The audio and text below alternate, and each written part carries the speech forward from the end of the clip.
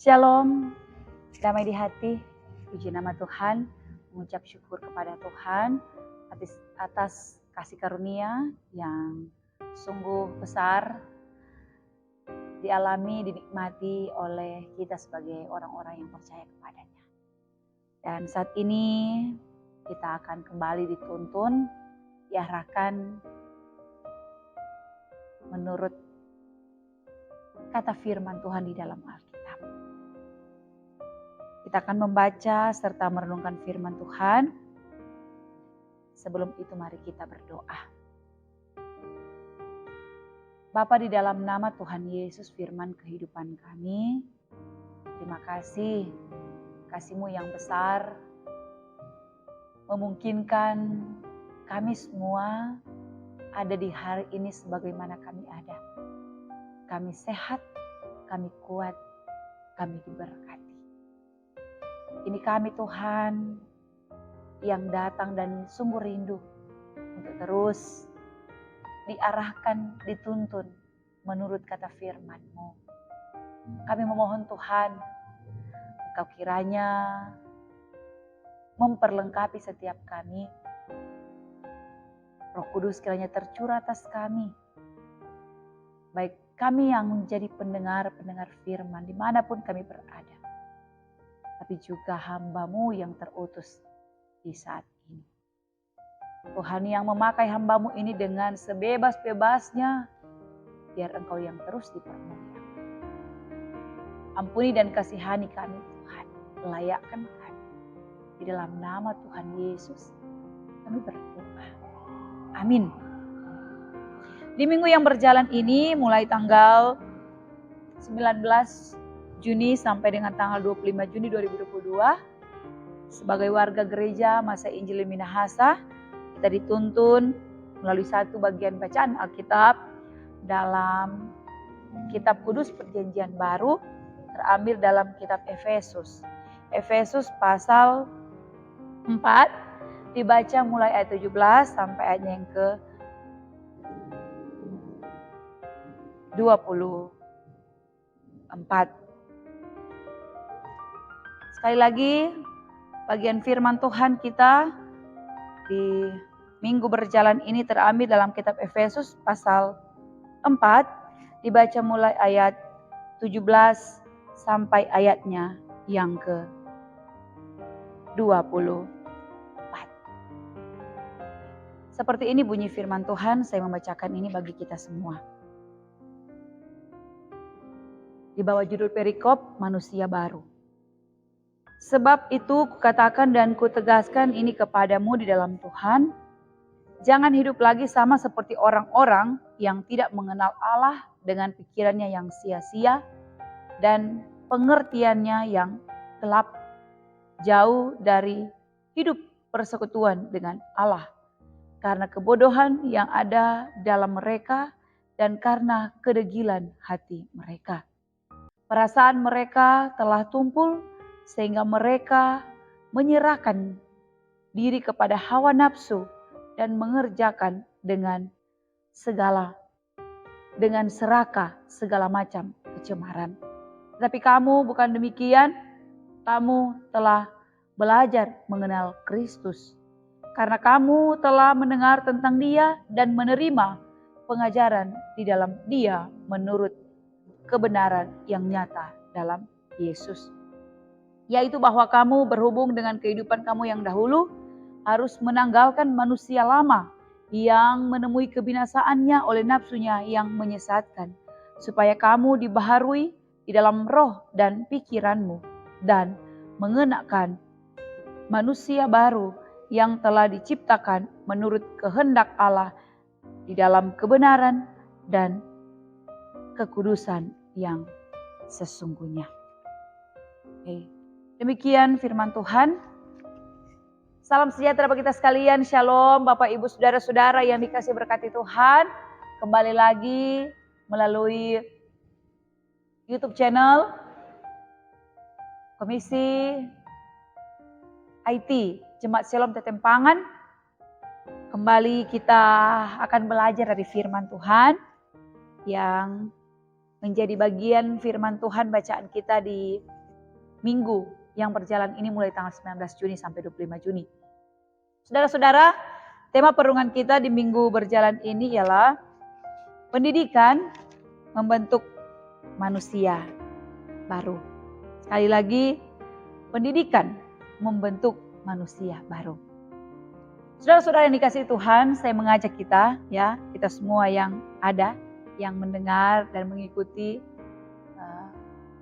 khotbah ini, saya mengajak kita semua kira-kira bagaimana atau kita bayangkan kira-kira bagaimana perilaku manusia di dunia ini jika semua manusia tidak mendapat didikan atau tidak berpendidikan, Apa yang kita pikirkan? Apa yang kita bayangkan? Pasti di sana terjadi kacau balau, Pasti semua orang, bisa saja berperilaku dan bertindak sesuai kemauannya sendiri, sesuka hati. Sebab dia tidak tahu bagaimana cara untuk berperilaku dan bertindak yang benar. Sehingga memang betapa pentingnya pendidikan itu. Sebab lewat pendidikan seseorang atau lewat pendidikan ini bisa membentuk ataupun mengubah seorang. Berbicara tentang pendidikan, tentu kata pendidikan ini tidak asing lagi bagi kita, Dari masih kecil, kita sudah terbiasa dengan kata pendidikan, baik itu pendidikan formal, atau pendidikan yang disebut ada yang bilang informal, bahkan sekarang ada non formal. Tapi pendidikan itu biasanya sangat melekat dengan kehidupan manusia. Ada tingkatan-tingkatan pendidikan yang ditempuh dari tahun ke tahun oleh setiap orang. Hampir di semua lini kehidupan dapat dihubungkan dengan pendidikan. Menurut Kamus Besar Bahasa Indonesia, pendidikan adalah proses, pendidikan adalah cara, pendidikan adalah perbuatan untuk mendidik. Dapat dikatakan bahwa pendidikan adalah usaha untuk mendidik seseorang agar terjadi perubahan. Mendidik, mengajar dari yang tidak tahu menjadi tahu. Itu sederhana bisa dibahasakan seperti itu. Nah, itu pendidikan secara umum.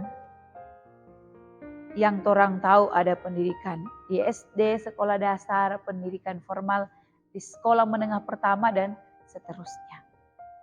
Tetapi bagaimana saudara-saudara kita sebagai orang Kristen, pendidikan Kristiani atau pendidikan iman. Sebab sebagai orang Kristen, sebagai umat Tuhan, tentu kita tidak hanya mampu menguasai ilmu dan pengetahuan teknologi. Kalau dalam pendidikan secara umum, pendidikan formal, lewat pendidikan yang ditempuh, tingkatan-tingkatan yang ada di sana kita belajar tentang ilmu, pengetahuan, dan wawasan-wawasan teknologi dan lain sebagainya. Tentu itu tidak cukup bagi kita sebagai orang percaya, sebagai orang Kristen. Tapi kita juga harus menjadi orang yang takut akan Tuhan. Itu harus jalan. Sehingga penting bagi kita adalah pendidikan iman, pendidikan Kristiani. Karena itu Allah juga menghendaki agar umatnya itu mendapatkan didikan, tentu yang didasarkan pada Alkitab. Ini menjadi sumber pengajaran pendidikan kita sebagai orang-orang percaya. Karena dengan didikan tersebut, tentu dapat membuat setiap orang, terutama kita sebagai orang percaya, tahu tentang apa yang harus dilakukan sesuai dengan kehendak Tuhan. Sederhana, pendidikan Kristiani adalah pendidikan yang berdasarkan pada Alkitab supaya setiap orang tahu apa yang menjadi kehendak Tuhan.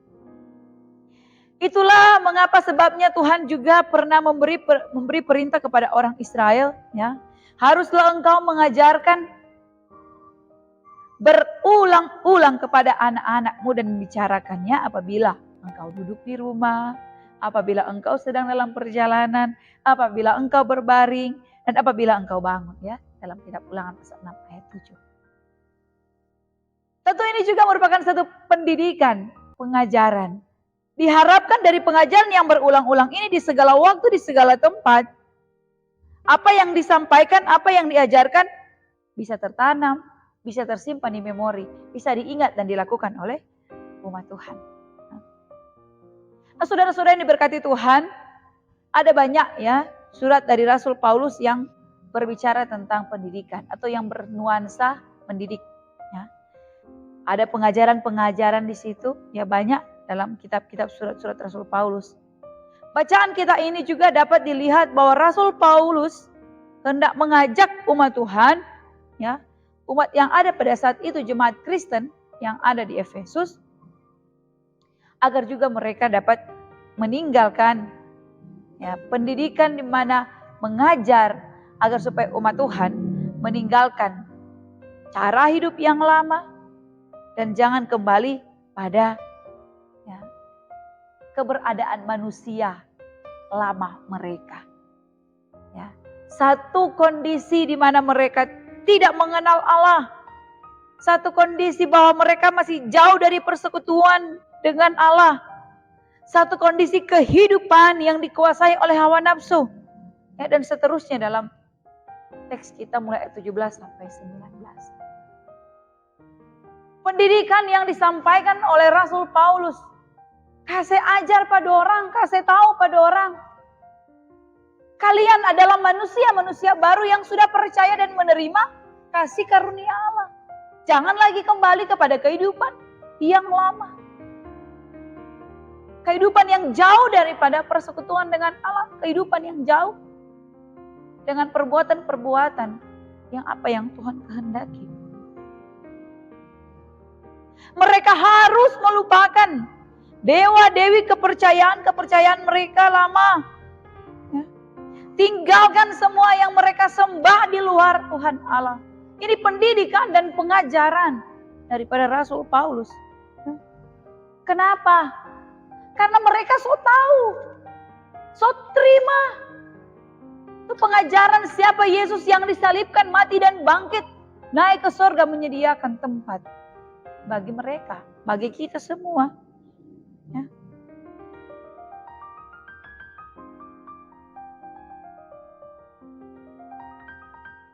Pendidikan, pengajaran yang disampaikan oleh Rasul Paulus menegaskan mereka, ya, tinggalkan itu semua, jangan kembali lagi.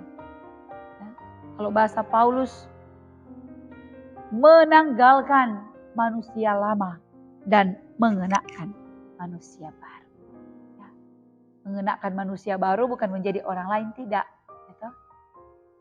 Tapi kebiasaan-kebiasaan, perbuatan, perkataan, segala sesuatu yang melekat. Ya, adalah segala sesuatu yang Tuhan ajarkan.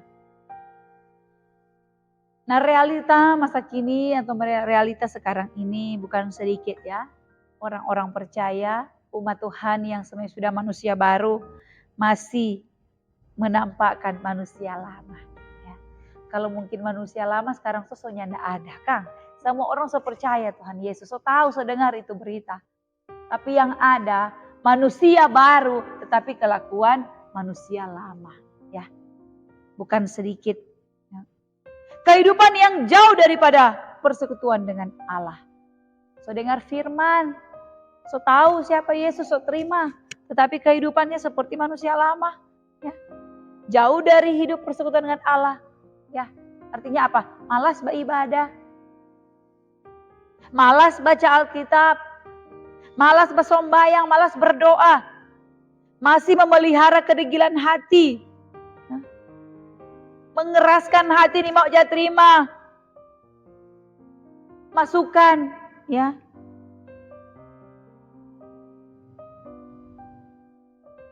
perasaan yang tumpul. Artinya apa? Tidak peka. Firman Tuhan seperti lalu begitu saja. Masih mengikuti keinginan nafsu dunia dan kecemaran dan lain sebagainya. Ya. Ada istilah bahasa Manado bilang begini, dia kuat Kristen KTP. Ya. Hanya tertulis saja dia Kristen, tapi kehidupannya tidak menampakkan sebagai orang Kristen, sebagai seorang yang percaya kepada Tuhan Yesus, sebagai pengikut Kristus. Ya. Perilakunya jauh dari apa yang dikehendaki oleh Tuhan Yesus.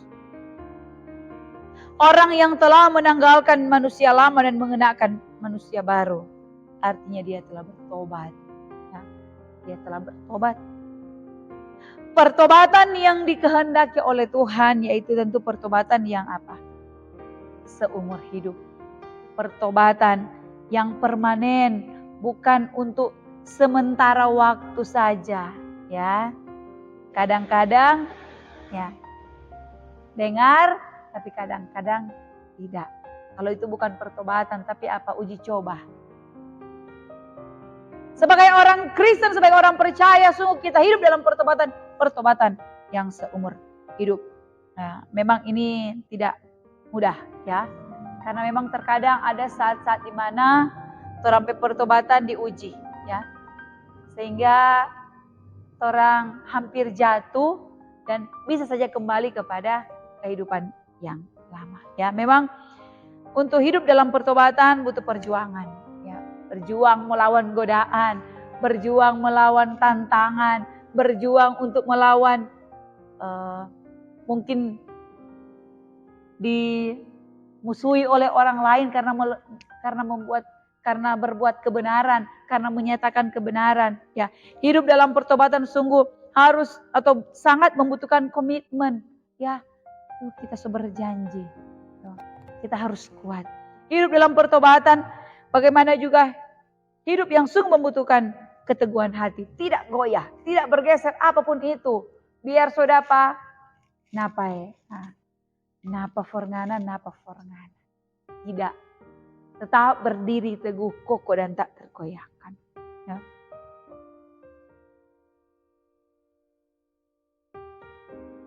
Inilah pendidikan. Pendidikan iman. Seperti tema kita, membentuk manusia baru. Pendidikan menjadi salah satu cara untuk membentuk manusia baru. Tentunya terlebih khusus pendidikan Kristiani. Nah, kita semua, gereja, keluarga, atau kita semua turut dan harus berperan aktif, ya, dalam mendidik, ya, dalam mengajar, ya, supaya pengikut-pengikut Kristus, orang-orang percaya, semakin terus diperbaharui pertobatan mereka, semakin kuat, semakin kokoh, ya, semakin tak tergoyahkan, semakin beriman kepada Tuhan. Tuhan memberkati dan menolong kita semua. Amin. Mari kita berdoa. Terima kasih Tuhan untuk pengajaran dan pendidikan dari firman-Mu yang kembali mengajari setiap kami, mengingatkan kami bagaimana kami orang-orang yang sudah memperoleh keselamatan, kasih karunia, hidup yang kekal untuk terus mempertahankan iman percaya kami kepadamu Tuhan. Kami tetap hidup dalam pertobatan yang seumur hidup, tak tergoyahkan. Tetap berpegang teguh pada kepercayaan iman kami. Tolong kami, Roh Kudus mampukan setiap kami. Ini kami yang bersyukur, ini kami yang berdoa kepadamu. Di dalam nama Tuhan Yesus kami berdoa. Amin. Demikian perenungan firman Tuhan kita di hari ini dan nantinya kita merenungkan sepanjang minggu berjalan ini. Saya Pendeta Friska Oleh. Tuhan Yesus memberkati kita.